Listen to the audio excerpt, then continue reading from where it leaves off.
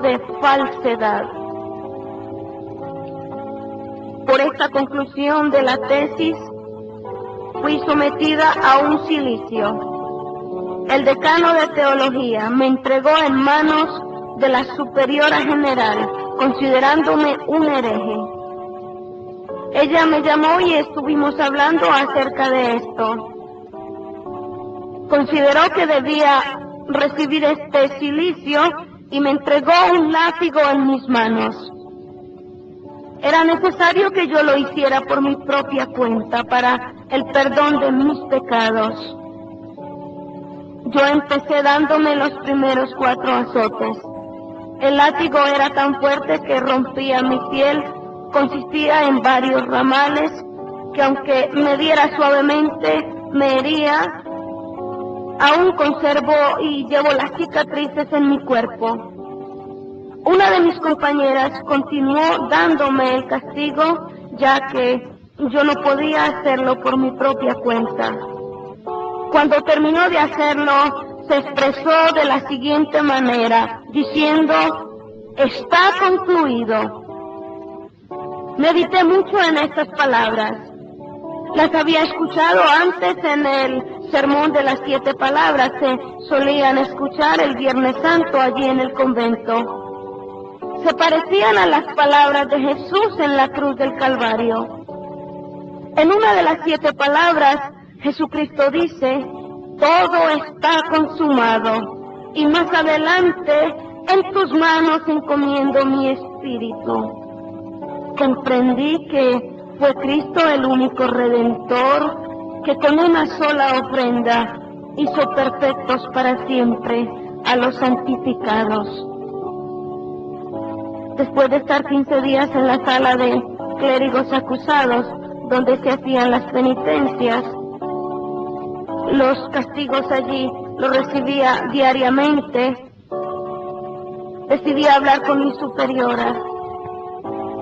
Y cuando hablé con ella, le prometí a cumplir con las santas reglas, obedecer en todo, y bajo esta promesa, ella me sacó de allí, dándome un cargo y enviándome ahora a un pueblo, el pueblo de Bujacá. Allí está el santuario más famoso, llamado la Virgen de la Salud. Cuando llegamos a trabajar a este lugar, íbamos a abrir una sala cuna. Íbamos también a controlar la entrada de evangélicos al pueblo. No había libertad de culto en este lugar. No se admitía a nadie que dijese aleluya. No se permitía allí a nadie que no fuera de los nuestros o de la religión católica. Era un santuario y gente de todo el país llegaba los fines de semana para recibir un milagro de la Virgen de la Salud. Yo estaba bastante activa para clamar a la Virgen a través de los rezos por las almas del purgatorio. El purgatorio es un dogma de fe y fue puesto en el año 1439. A pesar que yo estaba en este lugar clamando por las almas del purgatorio, dice la Biblia: justificados por la fe en Cristo Jesús, tenemos paz para con Dios. Nos dedicamos a perseguir a todo aquel que llegara con el propósito de difundir el mensaje de salvación a través de Jesucristo. Lo considerábamos protestante. Era perseguido bajo el amparo y la demanda de la Iglesia Católica. Al cabo de un tiempo me di cuenta que había sucedido algo muy especial. Había una mujer conocida en el pueblo por más de 27 años. Estaba dedicada a la prostitución. De repente llamó a la puerta del convento diciendo que Jesucristo le había salvado. Aquella mujer tenía 2 niñas pequeñas y yo se las había quitado a través de una institución en Colombia llamada Bienestar Familiar por la clase de vida que ella llevaba. Ella llegó al convento ahora diciéndonos que Jesucristo le había salvado, que le había elegido, que ella le había aceptado como su Salvador y Cristo transformó su vida. Unos días más tarde fui testigo de otro incidente. Había una mujer leprosa. También le habíamos quitado a su niña pequeña de 4 años para que no se contaminara. Fue entonces cuando ella llegó también allí a la puerta del convento diciendo: quiero ver a mi hija, quiero llevarme a mi hija.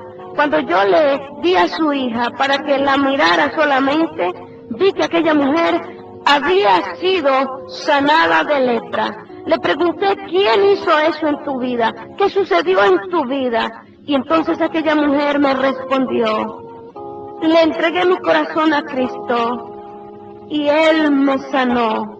Él quitó la lepra que había en mi cuerpo y también arrancó la lepra de mi alma. Me salvó. Vi otro caso que me inquietó muchísimo. Una mujer que iba a misa todos los días. En el convento se celebraba una misa a las 7 de la mañana y esta anciana iba a misa todos los días. De repente dejó de asistir.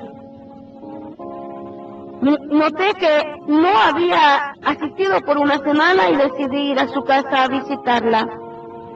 Cuando le pregunté por qué había fallado durante todo ese tiempo, ella me respondió diciéndome: he conocido el sacrificio cruento donde Jesucristo derramó su sangre por mí, y ahora no necesito celebrar más sacrificios inútiles y no voy a participar más con ustedes del sacrificio de la misa.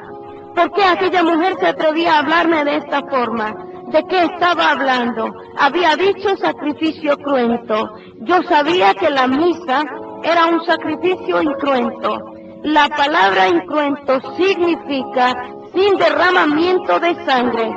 Dice la Biblia que sin derramamiento de sangre no hay remisión de pecado. Así que aquella mujer había dejado de ser religiosa para convertirse en hija de Dios. Había entendido el sacrificio de Cristo en la cruz del Calvario para remisión de los pecados de la humanidad y aceptó este sacrificio. En aquel tiempo yo no podía entender lo que aquella mujer me decía. Al ver el cambio de estas personas, pude comprender que eran señales. Dice la Biblia: y estas señales seguirán a los que creen. Decidimos hacer una reunión y invitar a todas las monjas y sacerdotes del pueblo. Se llevó a cabo dicha reunión con una conclusión al final, que al pueblo habían entrado evangélicos, que en nuestro medio habían evangélicos. Yo sabía que no había cualquier evangélico entonces, porque había visto una mujer que por 27 años se había dedicado a la prostitución decirme: Jesucristo me cambió. Otra mujer diciéndome: no voy a volver a misa porque es un sacrificio inútil. Aquello eran señales.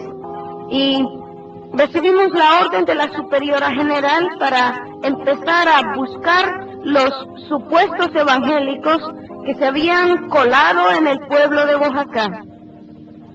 Buscamos durante 3 días. A los 3 días encontramos un hombre que llevaba una Biblia bajo el brazo. Aquel hombre iba diciendo aleluya. Al primer encuentro con él le pregunté: ¿a qué vienes? ¿Quién te mandó a este lugar? No aceptamos evangélicos en este sitio. Tú eres aleluya. Aquel hombre me respondió diciéndome: yo soy hijo de Dios, linaje escogido de Dios. Le pregunté: ¿y quién te mandó a ti a este lugar? Aquel hombre me dice: a mí me mandó Jesucristo.